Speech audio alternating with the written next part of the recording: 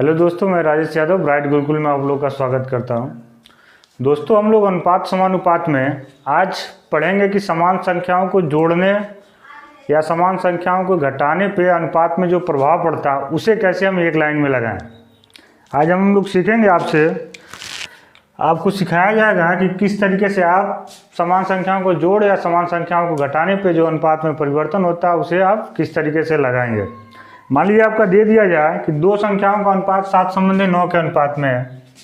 आपसे दे दे कि दो संख्याओं का अनुपात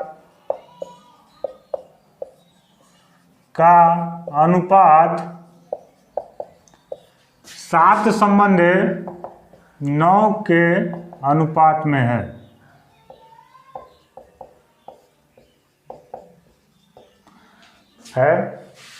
और कहा था इसमें से कि प्रत्येक संख्या में 5 जोड़ दें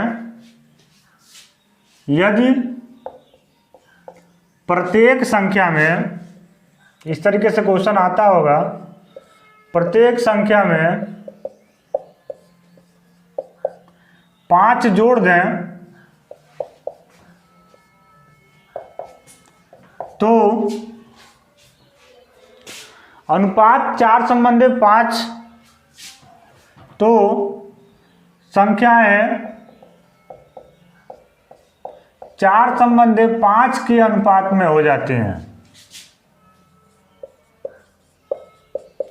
अनुपात में हो जाते हैं तो दोनों संख्याएं ज्ञात कीजिए।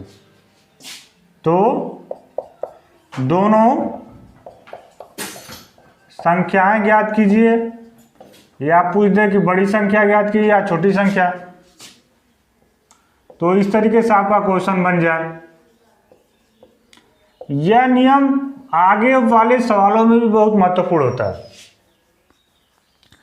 कि अब दिया क्या कि आपके पास दो संख्या है।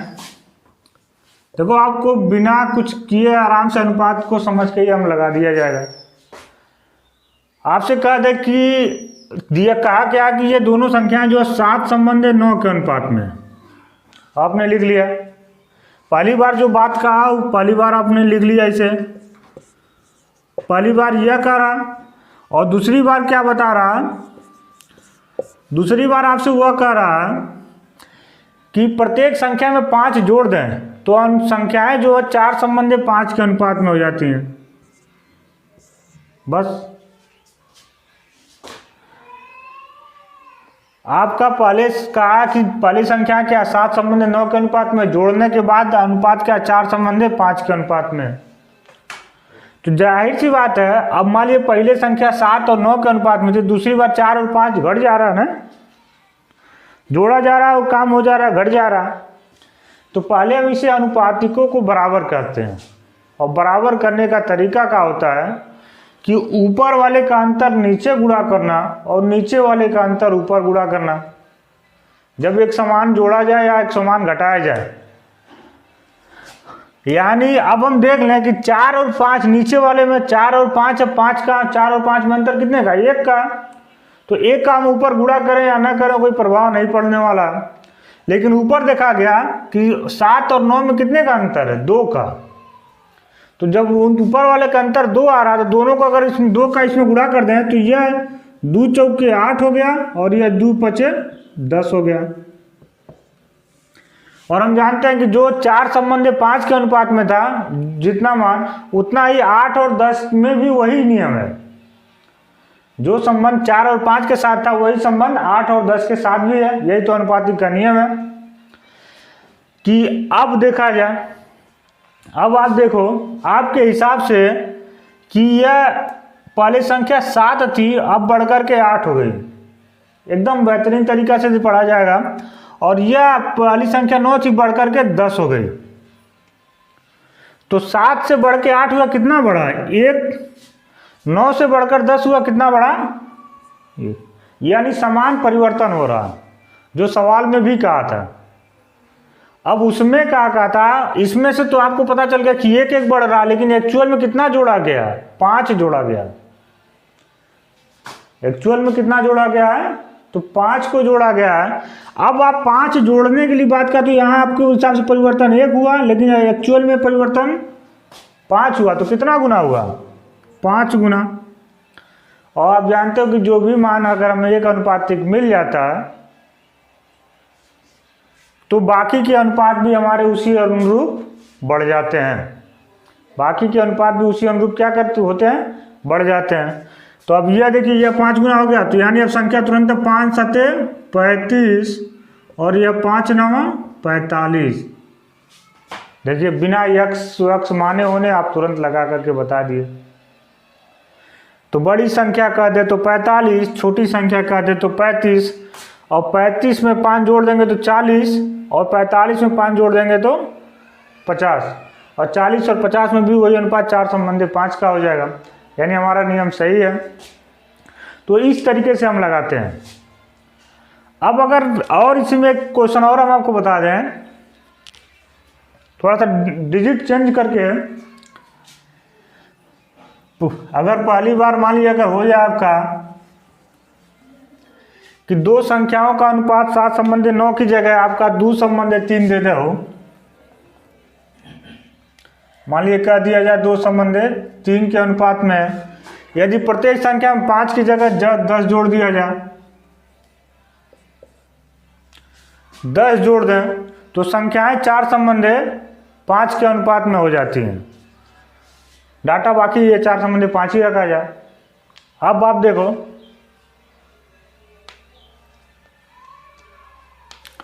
ठीक है, आप लिख लिए।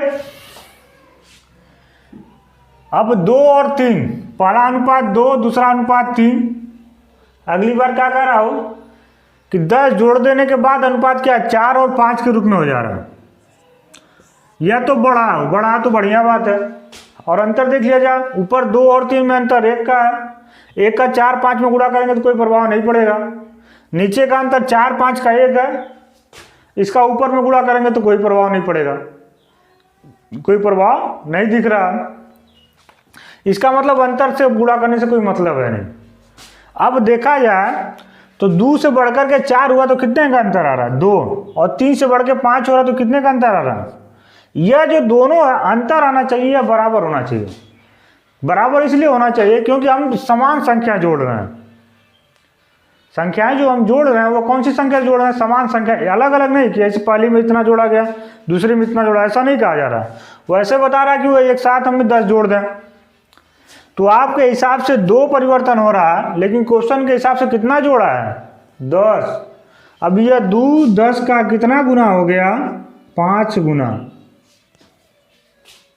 तो जब यह 5 गुना बढ़ा है तो बाकी अनुपात है कितना गुना बढ़ जाएगा? 5 दूनी 10, और यह बढ़ जाएगा 5 तियां, यानी संख्याएं हमारी 10 और 15 हो जाएंगी। बड़ी संख्या 15 और छोटी संख्या 10। कोई दिक्कत? यानी ये परिवर्तन हम आराम से लगा देंगे। यह तो हुआ जोड़ की बात। अब अगर घटाने की बात करें तो देखा जाए क्या घटाने में कोई संबंध हो रहा है?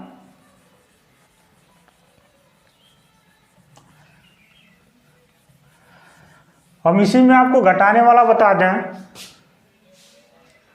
मान लीजिए अनुपात ये 2 संबंधी 3 के अनुपात में है, और प्रत्येक संख्या में ये जोड़ने वाली बात घटाने वाली पे चला जाए।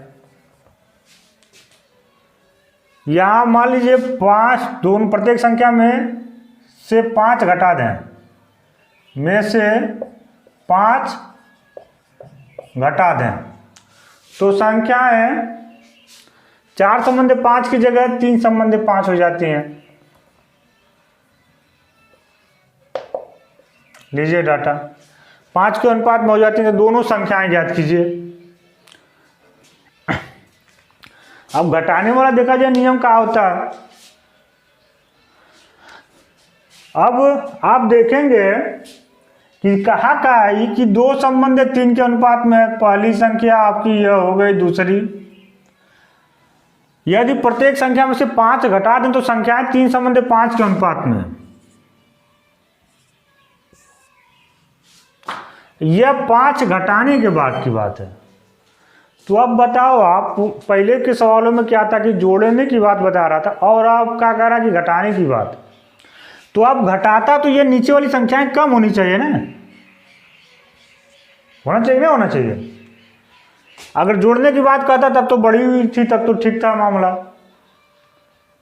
तो यह संख्या हमारी कम होनी चाहिए, लेकिन कम नहीं बल्कि ज़्यादा है। तो कम करने के लिए वही संबंध है हमारा पहले जैसी, जो पहले बात होती थी, जो बात हमारी पहले होती थी कि ऊपर का अंतर नीचे गुणा और नीचे का अंतर ऊपर गुणा।